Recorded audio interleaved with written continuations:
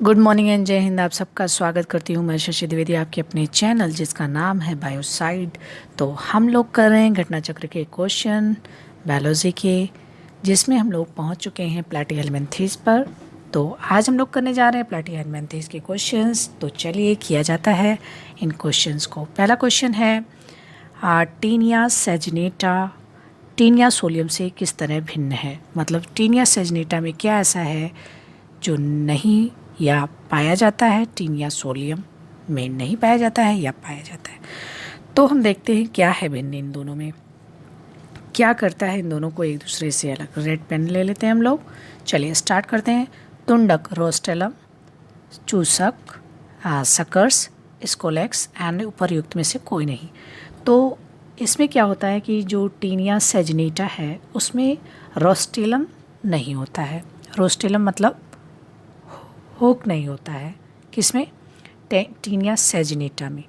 जबकि इसमें 3 भाग में बॉडी बटा रहता है। स्कोलेक्स जिसको बोलते हैं स्कोलेक्स 3 भागों में बटा रहता है, स्कोलेक्स होता है। और दूसरा होता है नेक होता है और रोस्टेलम होता है। तो ये सारी चीज़ें जो है टीनिया सोलियम में तो पाई जाती है, लेकिन टीनिया सैजिनेटा में रोस्टेलम नहीं पाया जाता है। इसी तरह से टीनिया सैजिनेटा टीनिया सोलियम से अलग होता है। चलिए एक्सप्लेनेशन देख लेते हैं। टीनिया सैजिनेटा तथा टीनिया सोलियम, टीनिया दोनों ही मनुष्य की आंत के परजीवी हैं। मनुष्य की आंत में पैरासाइट होते हैं। इनमें शरीर 3 भागों में बटा होता है, स्कोलेक्स, नेक एंड रोस्टेलम 3 भागों में बटा होता है। टीनिया सोलियम के स्कोलेक्स भाग में रोस्टेलम, सकर तथा हुक पाए जाते हैं। टीनिया सोलियम के स्कोलेक्स भाग में रोस्टेलम, सकर और हुक पाए जाते हैं। जबकि टीनिया सैजिनेटा में तुंडक रोस्टेलम नहीं होता है। देखिए यही बात हमने बताई थी, टीनिया सैजिनेटा में क्या रोस्टेलम नहीं पाया जा रहा है। रोस्टेलम मतलब पहला ऑप्शन सही है। अगले क्वेश्चन की तरफ बढ़ते हैं। अगला क्वेश्चन है इनमें से कौन सा एक फैसियोला हिपैटिका का लार्वा नहीं है। फैसियोला हिपैटिका एक लीवर को अफेक्ट करने वाला पैरासाइट है। लीवर फ्लूक भी बोला जाता है इसको। तो कहा जा रहा है कि which of this is not a larva of Fasciola. Fasciola hepatica का लार्वा कौन सा नहीं है। तो देखते हैं रेडिया स्पोरोसिस्ट, रेडिया, हेक्साकैंथ, मेरासीडियम। तो इसका राइट आंसर होगा हेक्साकैंथ। इसका राइट आंसर है हेक्साकैंथ। फैसियोला हिपैटिका का लार्वा नहीं है हेक्साकैंथ। चलिए इसके एक्सप्लेनेशन को देख लेते हैं।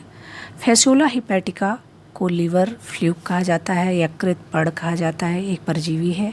इसके जीवन चक्र में 5 अवस्थाएं होती हैं। एक होता है मेरासीडियम और दूसरा होता है स्पोरोसिस्ट और रेडिया। इसको किसी भी ट्रिक से याद करना ज़रूरी है क्योंकि हर एग्ज़ाम में ये ज़रूर पूछ लिया जाता है, सर्केरिया एंड मेटासर्केरिया।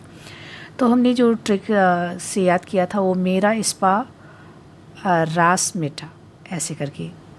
तो आप कोई भी ट्रिक से इसको याद कर सकते हैं, किसी भी ट्रिक से इसको याद किया जा सकता है, लेकिन याद करना ज़रूरी है कि इसमें कितने लार्वल स्टेज पाए जाते हैं। तो मेरासीडियम है मेरा, स्पेरेडियम से स्पा याद किया था हमने, स्पोरोसिस से स्पा और सर्केरिया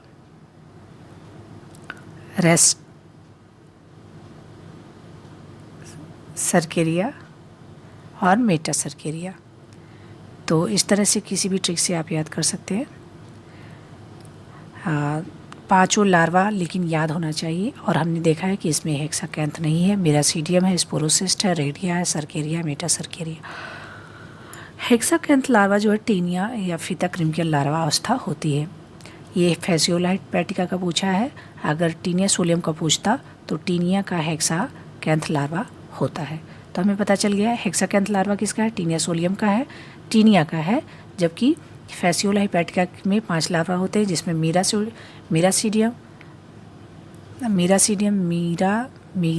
ऐसे मी ये स्पोरोसिस, मीसो, मिस्पो, स्पो, रेडिया, आरे ले लिया, सर्केरिया का सी ले लिया, सर, मिस्पोरा, सरका, मेटा, सरकम, ऐसे करके याद कर सकते हैं। एक एक लेटर को लेकर याद कर सकते हैं। अगला, यकृत क्रीम का स्वतंत्र रूप से तैरने वाला सीलिया युक्त लार्वा है। यकृत लीवर फ्लूक का जो लीवर फ्लूक है उसका फ्रीली जो तैर सके, तो वो लार्वा सीलिया, तो तैरने वाला है तो सीलिया युक्त होगा, और वो लार्वा है उसका नाम क्या है जिसमें सीलिया पाया जाता है और स्वतंत्र रूप से तैरता भी हो, तो रेडिया, मेरासीडियम, मेटासर्केरिया, सर्केरिया। तो इसका राइट आंसर है मेरासीडियम।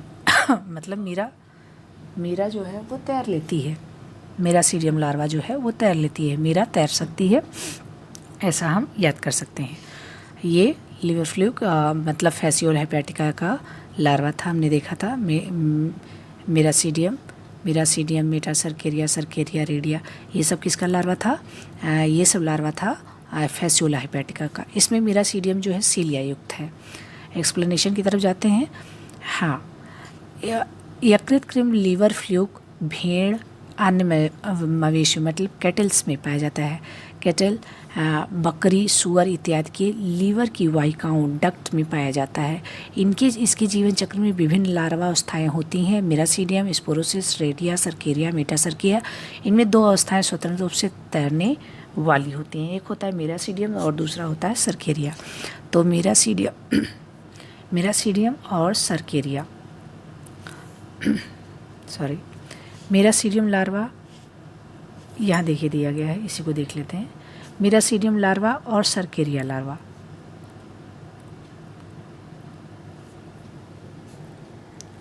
मेरासीडियम सर्केरिया लार्वा जो होती हैं वो फ्री लिविंग होती है, स्वतंत्र रूप से तैरने वाली होती हैं, लेकिन इसमें जो मेरासीडियम होता है ये सीलिया युक्त होता है। मतलब सर्केरिया में सीलिया नहीं पाया जा रहा है, सीलिया पाया जा रहा है मेरासीडियम में। ठीक।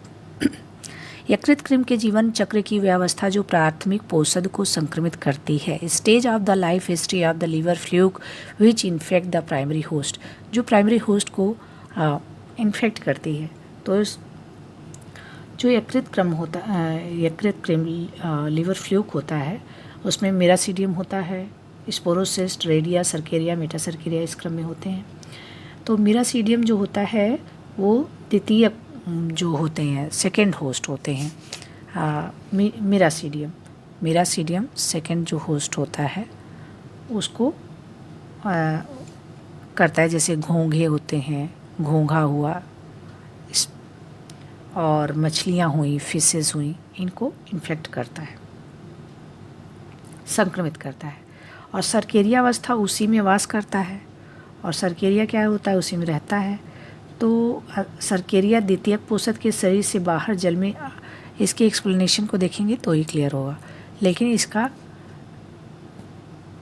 तो पहला यही है कि प्राथमिक पोषक जो होते हैं मेटासर्केरिया होना चाहिए, तो मेटासर्केरिया तो है नहीं, तो इसलिए इसका राइट आंसर समझ में नहीं आ रहा है। मेटासर्केरिया, इसका सर्केरिया राइट आंसर है। यही जो है प्राथमिक पोषक को संक्रमित करता है, और जो कि ऑप्शन में नहीं दिया गया है तो हम इसको नहीं कर सकते। इसके एक्सप्लेनेशन को देख लेते हैं। देखिए इसमें दिया गया है कि 4 लार्वा अवस्थाएं होती हैं, मेरासीडियम, स्पोरोसिस, रेडिया, सर्केरिया, मेटासर्केरिया। मेरासीडियम द्वितीयक पोषक घोंघे और मछलियाँ आदि को संक्रमित करता है, तथा सर्केरिया अवस्था उसी में रहता है। सर्केरिया द्वितीयक पोषक शरीर से बाहर जल में अपना इंसिस्टमेंट करता है। इसके बाद इसे मेटासर्केरिया कहते हैं। सर्केरिया उसके अंदर रहता है, फिर बाहर आता है तो मेटासर्केरिया के रूप में रहता है। और यही प्राथमिक पोषक जो होता है पशु, भेड़ इत्यादि को संक्रमित करता है। तो मेटासर्केरिया है नहीं तो हाँ, वो किसको टिक करेंगे। अगले क्वेश्चन की तरफ बढ़ते हैं। तो हमें समझ में आ गया है कि मेटा सर्केरिया प्राथमिक पोषक को करता है, जो कि ऑप्शन में नहीं है, इसलिए हम कोई टिक नहीं कर रहे हैं। सबसे छोटा फीता कृमि होता है, सबसे छोटा, क्या ये वो टीनिया होता है, इकाइनोकोकस होता है, मोनिंजिया होता है, या फिर होता है कॉटोग्निया। तो इसका राइट आंसर है इकाइनोकोकस। इकाइनोकोकस सबसे छोटा होता है, लगभग 3-4 मिलीमीटर के करीब होता है। देख लेते हैं एक्सप्लेनेशन। देखिए, इकाइनोकोकस सबसे छोटा फीता कृमि होता है। इसकी लंबाई 3 से 6 मिलीमीटर तक होती है। इसकी प्राथमिक पोषक कुत्ते होते हैं, मतलब पहले जो होस्ट होता है वो कुत्ता होता है, डॉग होता है, और उसको इन्फेक्ट करता है। ये मानव को भी प्रभावित कर सकता है। कौन कर सकता है? इकाइनोकोकस, जो बहुत छोटा होता है। प्राथमिक पोषक कुत्ता होता है, डॉग होता है। नेक्स्ट, ज्वाला कोशिकाओं का संबंध है। ज्वाला, फ्लेम सेल्स, बहुत बार आता है क्वेश्चन। जाहिर सी बात है, सबको पता है, श्वसन में, उत्सर्जन में, पोषण में, पाचन में। तो इसका राइट आंसर क्या होना चाहिए? इसका राइट आंसर है उत्सर्जन, एक्सक्रीशन। तो इसके एक्सप्लेनेशन पर चलते हैं। ज्वाला कोशिकाएं प्लैटीहेलमिन्थेस संघ के जंतु में पाई जाती है। बिल्कुल, ये उत्सर्जन एक्सक्रीशन से संबंधित होते हैं। इन कोशिकाओं के मध्य में एक बड़ी गुहा होती है। ऐसे कुछ इनका आकार होता है, ऐसे इनका बीच में सील होती है। इनमें कुछ फ्लैजेला के एक सिरे आपस में मिल जाते हैं और उनकी गति से ज्वाला की समान संरचना दिखाई देती है। ज्वाला निकलती नहीं है, ज्वाला की समान संरचना, ऐसा कुछ है स्ट्रक्चर दिखाई देती है, जिन्हें ज्वाला कोशिकाएं कहते हैं। तो ज्वाला कोशिकाओं का संबंध किससे है? हमने देखा कि इनका संबंध उत्सर्जन से है। अगला क्वेश्चन, ज्वाला कोशिकाएं संबंधित हैं। देखिए, ज्वाला कोशिकाओं से कितना क्वेश्चन आ रहा है, उत्सर्जन से संबंधित है। Flame cells are related to which? जाहिर सी बात है, एक्सक्रेटरी ज्वाला कोशिकाएं होती हैं, उत्सर्जी कोशिकाएं होती हैं। सिस्टोसोमा, आप क्वेश्चन लगभग क्वेश्चन देखते हैं। सिस्टोसोमा में गाइनोकोफोरिक कैनाल पाई जाती है। किसमें पाई जाती है? इन सिस्टोसोमा गाइनोफोरिक कैनाल अकर्स इन, किसमें पाई जाती है? देखते हैं। In male for holding female, मतलब पाई जाती है। इनका काम क्या है? नर में मादा को पकड़ने के लिए, नर में अंडों को पकड़ने के लिए, अंडों को पकड़ने के लिए, मादा में अंडों को पकड़ने के लिए, मादा में नर को पकड़ने के लिए। तो ये बाकी तो दो एकदम इलॉजिकल है अंडों को पकड़ने के लिए। एक होगा मादा में नर को पकड़ने के लिए, नर में मादा को पकड़ने के लिए। तो इसका राइट आंसर है 1, नर में मादा को पकड़ने के लिए। सिस्टोसोमा, इसको जो है ब्लड फ्लूक भी कहा जाता है। एक्सप्लेनेशन देखते हैं। सिस्टोसोमा को ब्लड फ्लूक कहा जाता है, ब्लड फ्लूक कहा जाता है। यह मनुष्य की रुधिर वाहिनियों में परजीवी होता है। जो वेसल्स होती हैं, ब्लड वेसल्स होती हैं, ब्लड वेसल, इनमें परजीवी होता है। इसका द्वितीयक पोषक सेकेंडरी होस्ट स्नेल होता है, घोंघा होता है। नर सिस्टोमा में गाइनकोफोरिक कैनाल पाई जाती है, जिसका उपयोग वह निषेचन के समय मादा को पकड़ने के लिए करते हैं। फर्टिलाइजेशन के टाइम, निषेचन के टाइम। निषेचन के पश्चात मादा नर से अलग होकर अंडे देती है। तो गाइनकोफोरिक क्या होता है कि जो मेल में होता है, ये फीमेल जो एस्कैरिस होता है उसको पकड़ने के लिए ये होता है।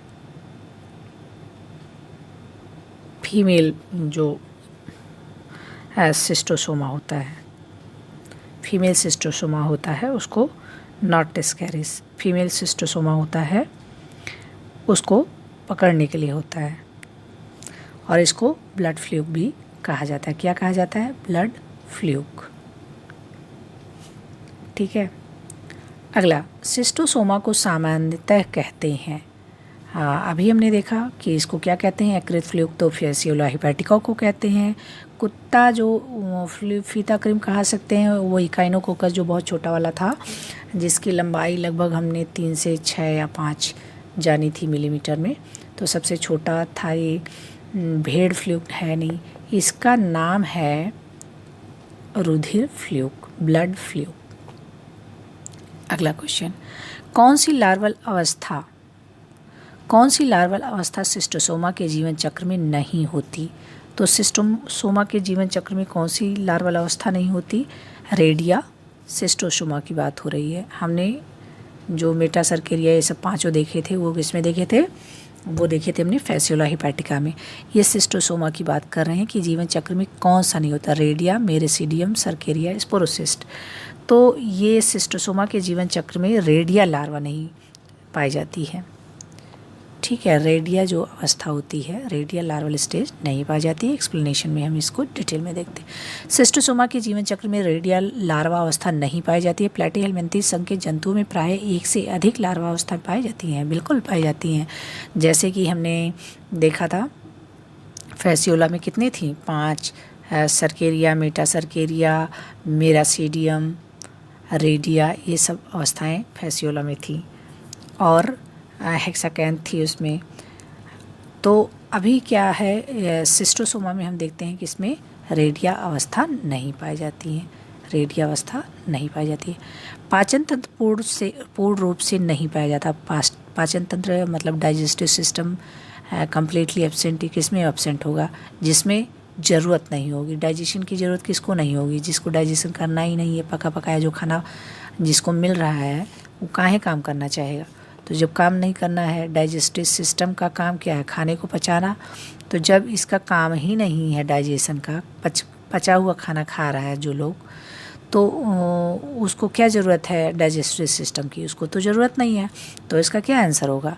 डाइजेस्टिव सिस्टम वही होंगे जो पैरासाइटिक होंगे। पहली बात तो पैरासाइटिक होंगे, उनमें डाइजेस्टिव सिस्टम नहीं होगा। तो और इन सब में देखते हैं तो सिस्टोट्स में पूरी तरह अनुपस्थित होता है। सिस्टोट्स में डाइजेस्टिव सिस्टम होता ही नहीं। चलिए एक्सप्लेनेशन देखते हैं। तो प्लैटीहेलमिन्थेस संघ के सिस्टोटा के सभी जंतु में नहीं होता है। इसका एक्सप्लेनेशन है नहीं क्या 13 का। तो हम ऐसे ही देख लेते हैं। इसमें क्या होता है कि सिस्टोटा में डाइजेस्टिव सिस्टम नहीं होता है और प्लैटीहेलमिन्थेस का है। और सभी जो जंतु होते हैं प्लैटीहेलमिन्थेस में, सभी क्या होते हैं, जितने भी हैं प्लैटीहेलमिन्थेस में, वो एंडोपैरासाइट हैं। एंडोपैरासाइट हैं और इनको हमेशा जो प्लैटीहेलमिन्थेस है इनको कहा जाता है टेप वर्म, मतलब फीता कृमि। एकदम टेप की तरह स्ट्रक्चर होता है, इसीलिए इनको फीता कृमि कहा जाता है। और इनकी जो ये क्या करते हैं, जो अपनी वाल होती है, जो इनकी देह भित्त बॉडी वाल होती है, बॉडी वाल, इसी से चूस लेते हैं, मतलब होश से चिपक जाते हैं और अपने भोजन को क्या करते हैं, इसी से पचा हुआ भोजन ले लेते हैं, अपने बॉडी वाल से ही ले लेते हैं। तब बताइए, जब ये बॉडी वाल से ही एंडोपैरासाइट हैं, जाएंगे आंत में, अब वहाँ से पूरा खाना पका हुआ है, पचा हुआ है, चिपक जाते हैं और अपने बॉडी वाल से ही अंदर खाने को पचा ले लेते हैं। तो क्या ज़रूरत है इनको? नहीं ज़रूरत है ना। तो यही था एक्सप्लेनेशन कि जो सिस्टोट्स है वो कहाँ पर है? प्लैटीहेलमिन्थेस में। लगभग सभी क्या हैं? अंतःपरजीवी हैं, तो इनको ज़रूरत नहीं डाइजेशन की ज़रूरत नहीं, तो डाइजेस्टिव का इनको देंगे भगवान जी। चलिए अगला क्वेश्चन, किस वर्ग के जंतुओं में आहार नाल अनुपस्थित है?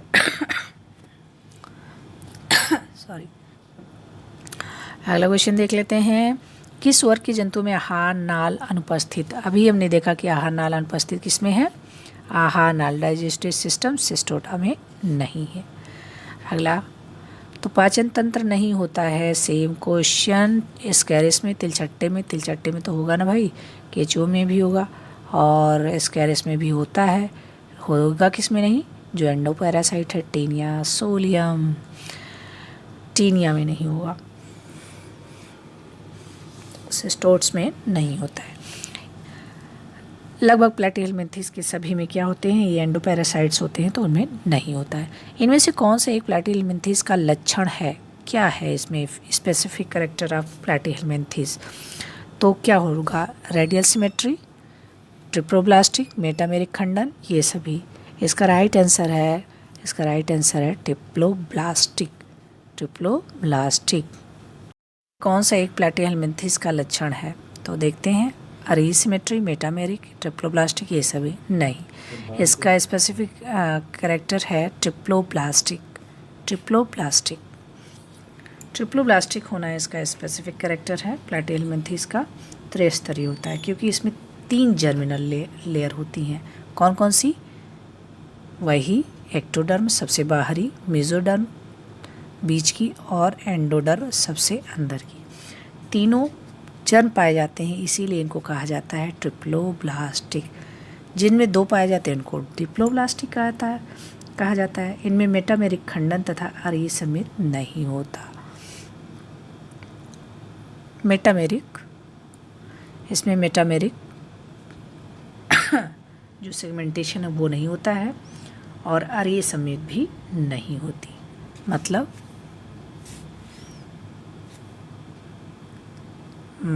ये कि ये होता है ये, और ये नहीं होता है। अगला क्वेश्चन, टीनिया अपना भोजन ग्रहण करता है केवल किससे भोजन ग्रहण करता है, मुख द्वारा, देहभित्ति द्वारा, और चूसक द्वारा, चूसक तथा मुख दोनों द्वारा। हमने देखा कि ये बॉडी वाल से अटैच हो जाते हैं और अपने भोजन को ले लेते हैं। एंडोपैरासाइटिक होते हैं, मनुष्य की आंत में पाए जाते हैं। कहाँ पर पाए जाते हैं, मनुष्य की आंत, इंटेस्टाइन। टीनिया एक परजीवी है जो कि मनुष्य की आंत में पाया जाता है। मनुष्य की आंत में पाया जाता है, इसमें एलिमेंट्री कैनाल पूर्ण रूप से अनुपस्थित होती है। यह मुख भी नहीं पाया जाता है। यह अपना भोजन पोषद होस्ट की आंत में देहभित्ति द्वारा अवशोषित करता है, और चूसक इसे पोषद की आंत से चिपकने में सहायता करता है। देखिए, जो शक्कर होता है वो उसकी आंत से, ये आंत है, इसका जो शक्कर है यहाँ चिपक जाएगा और खाना चला जा रहा है। बताइए कितना बढ़िया सिस्टम है, खाने पीने की झंझट है नहीं। नेक्स्ट, ग्रेविड खंडों का टीनिया के शरीर से झड़कर गिरना कहलाता है। क्या कहलाता है, ग्रेविड खंडों का। तो द शेडिंग ऑफ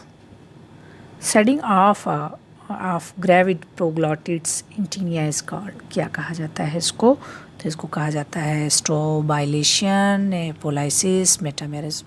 इसको कहा जाता है एपोलिसिस। वही जो मतलब जैसे अपने जो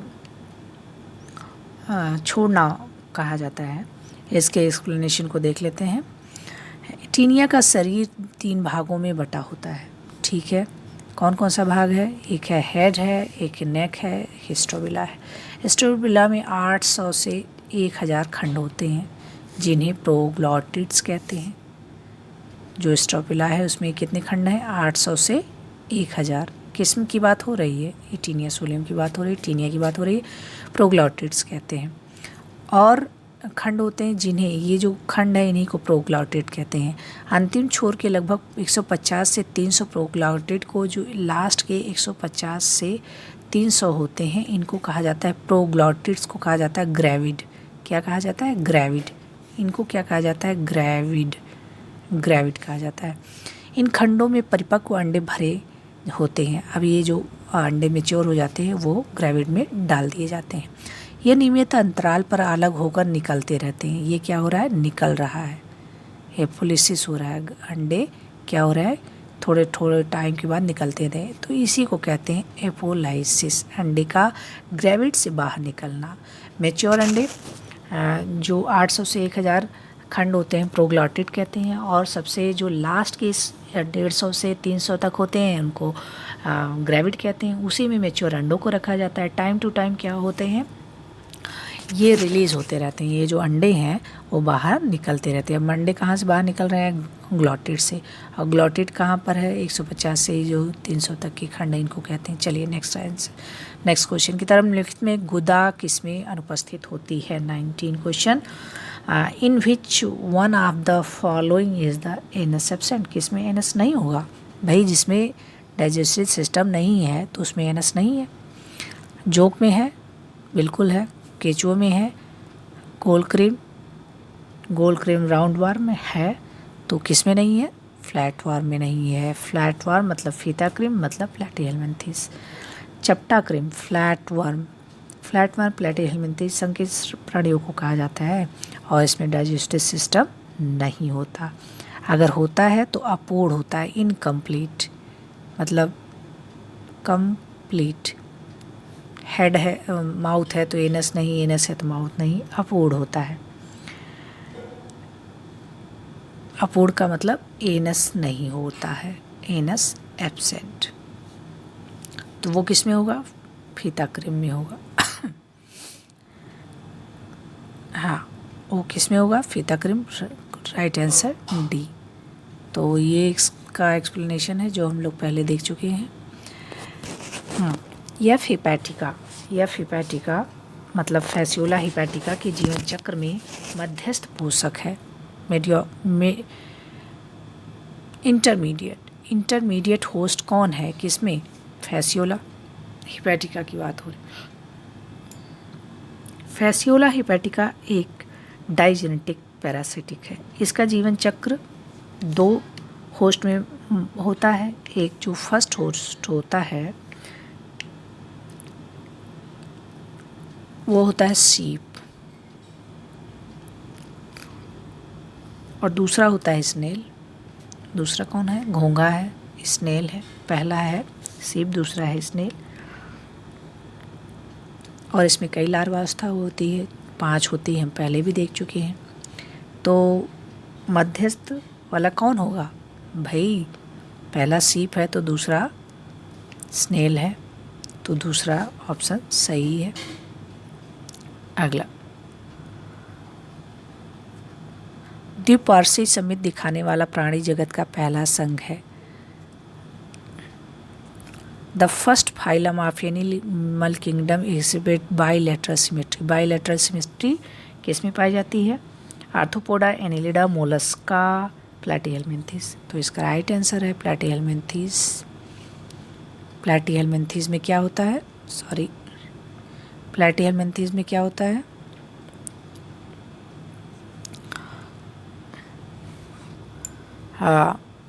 बाइलेटरल सिमेट्री पाई जा रही है। बाइलेटरल सिमेट्री किस में पाई जा रही है? प्लैटीहेल्मिन्थेस।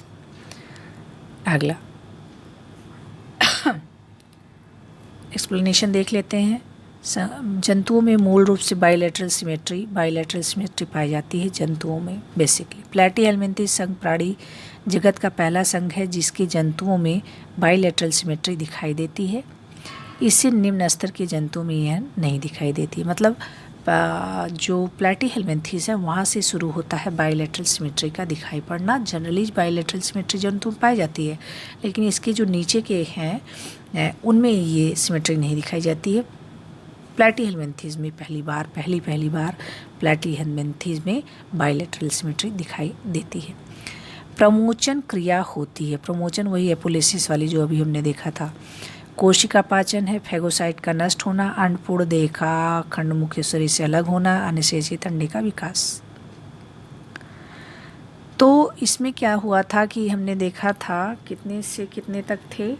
लगभग 1500, 800 से 1000 खंड होते थे। किसमें?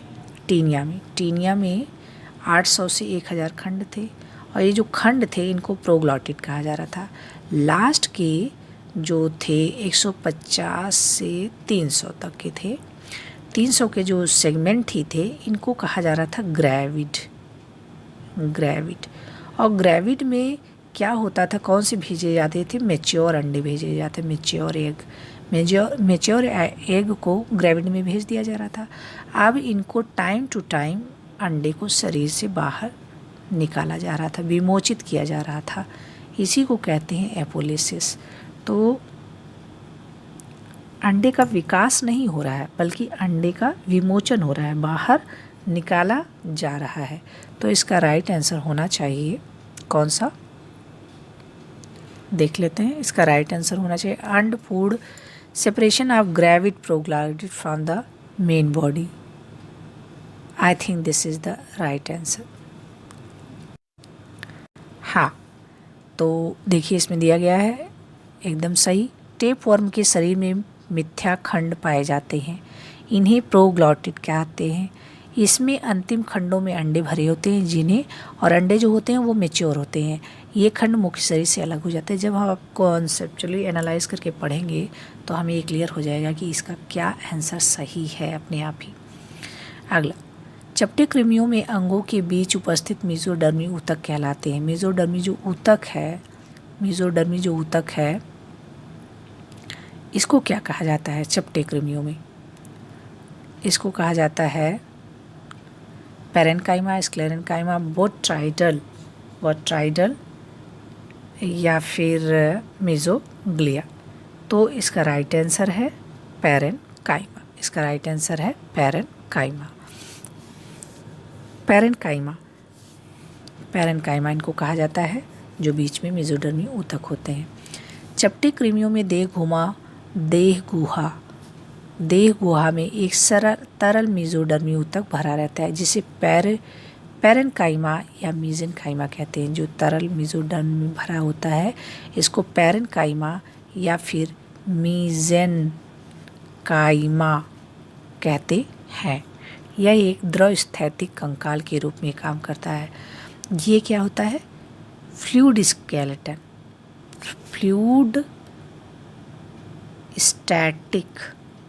स्टैटिक स्केलेटन का काम करता है, मतलब एक संरचना प्रदान करता है, कंकाल की तरह काम करता है, बचाता है, बॉडी को के रूप में कार्य करता है और अंगों को अपने स्थान पर स्थिर रहता है। मतलब कुछ कंकाल नहीं, हड्डी वड्डी नहीं बनी है, लेकिन तब भी इसके अंग इस तरह से ये फ्लूइड सेट रहता है कि सारे जो इसके ऑर्गन्स हैं वो अपनी जगह पर सेट रहते हैं, एक दूसरे में मिक्स नहीं होते, अलग नहीं, इधर उधर नहीं होते। अगले क्वेश्चन की तरफ देखते हैं। ब्लैडर कृमि पाया जाता है। व्हाट इज़ द ब्लैडर कृमि? पहली बात तो ब्लैडर कृमि क्या है, किसको बोलते हैं? ब्लैडर वार्म कहाँ पाया जाता है, किसको कहते हैं? तो इसको कहा जाता है, ब्लैडर वार्म कौन है? वही टीनिया सोलियम है, टीनिया सैजिनेटा है। टीनिया सोलियम सैजिनेटा क्या है? ब्लैडर वार्म है। अब क्या पूछा जा रहा है कि कहाँ पाया जाता है? तो इसका राइट आंसर क्या होना चाहिए? मनुष्य की मांसपेशियों में, सूअर या गाय की मांसपेशियों, मनुष्य की मल में, मृदा में। तो इसका राइट आंसर है सूअर या गाय।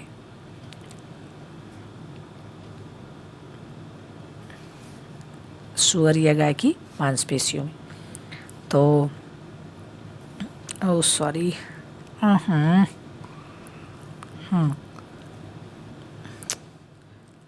तो इसका राइट आंसर है बी।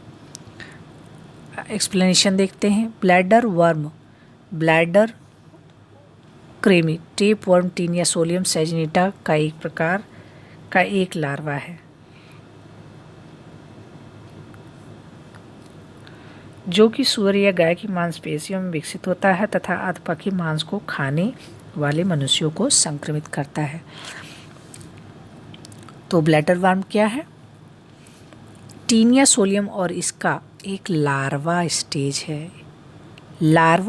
है जो इन्फेक्ट करता है, जो सूअर पिग और जो गाय है काऊ की मांसपेशियों में डेवलप होता है। तो जब आधपके मांस से जो खा लेते हैं, पॉर्क वगैरह खा लेते हैं, उनसे ये बीमार हो जाते हैं। तो ब्लैडर वर्म क्या है? टीनिया सोलियम और टीनिया सैजिनेटा का एक लार्वल स्टेज है जो कि पिग और काऊ में के जो मसल्स हैं उसमें डेवलप होता है। और अगर अधपके मांस खा लिए तो गए काम से, मतलब इन्फेक्ट हो गए किससे? ब्लैडर वर्म से, टीनिया सोलियम से, ठीक है, या फिर सैजिनेटा से। ये तो एक लार्वल स्टेज है। मीजल पॉर्क मांस का कारण है। क्या है? The reason for the मीजली pork flash is the, क्या कारण है? तो पहला है हेक्साकैंथ की उपस्थित, सिस्टी सर्कस की उपस्थिति, प्रोग्लॉटिड की उपस्थिति, सर्केरिया की उपस्थिति। तो इसका राइट आंसर क्या होना चाहिए? Presence of hexacanth, presence of cysticercus, presence of proglottid and presence of cercaria. तो इसका राइट आंसर क्या है? इसका right answer presence of cysticercus larva, cysticercus sorry. तो प्रेजेंस ऑफ सिस्टी सर्कस इसका right answer, measly pork. Explanation देखते हैं कैसे। टीनिया सोलियम या टेप वर्म की 2 लार्वल अवस्थाएं होती हैं। हेक्साकैंथ है, टीनिया सोलियम की कितनी अवस्थाएं हैं? 2। एक है हेक्साकैंथ और दूसरा है सिस्टी सर्कस, या इसको ब्लैडर वर्म कहते हैं। जब सूअर, जो कि इसका द्वितीयक, जो पिग है इसका द्वितीयक होस्ट है, सूअर जो कि इसका द्वितीयक पोषक है, मांस सिस्टी सर्कस से अत्यधिक संक्रमित इसका जो मांस है सिस्टी सर्कस से अत्यधिक संक्रमित हो जाता है, तो इसी को क्या कहते हैं? तब इसी को कहते हैं मीजली पॉर्क कहते हैं। मतलब सिस्टी सर्कस से बहुत ज़्यादा प्रभावित हो गया, संक्रमित हो गया।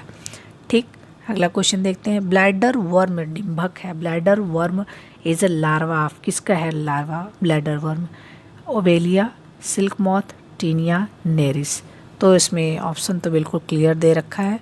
ओवेलिया की बातें नहीं हो रही, सिल्क मॉथ की बात नहीं हो रही है, इसकी बात नहीं हो रही बात टीनिया सोलियम की। राइट आंसर है ब्लैडर वर्म लार्वा होता है किसका? टीनिया सोलियम, टीनिया का। अगला क्वेश्चन, ब्लैडर वर्म लार्वा है किसका? ब्लैडर वर्म घोंघा, इकाइनोडर्म, कीट, इन सबका बिल्कुल नहीं है टेप वर्म का। अगला क्वेश्चन, ऑस्मोट्रॉफी पाई जाती है। ऑस्मोट्रॉफी क्या होती है? ऑस्मोट्रॉफी तो ये पाई जाती है एस्टेरियस में, पैलिमोन में, पाइला में, टीनिया में। तो इसका राइट आंसर है ये पाया जाता है टीनिया में। लेकिन ये होता क्या है, चलिए देखते हैं एक्सप्लेनेशन में। टीनिया एक परजीवी है, बिल्कुल सही, जो आंत में रहता है। इसके चारों द्रवीय माध्यम होता है। इसके द्वारा द्रवीय माध्यम तथा अपने शरीर के अंदर के तरल के बीच संतुलन बनाने को ऑस्मोट्रॉफी कहते हैं। तो ऑस्मोट्रॉफी क्या है? ऑस्मोट्रॉफी क्या है? ये क्या है? एंडोपैरासाइट है और आंत में रहता है। कहाँ रहता है? आंत में रहता है। इसकी चारों ओर, आंत में रह रहा है तो चारों ओर कैसा माध्यम है?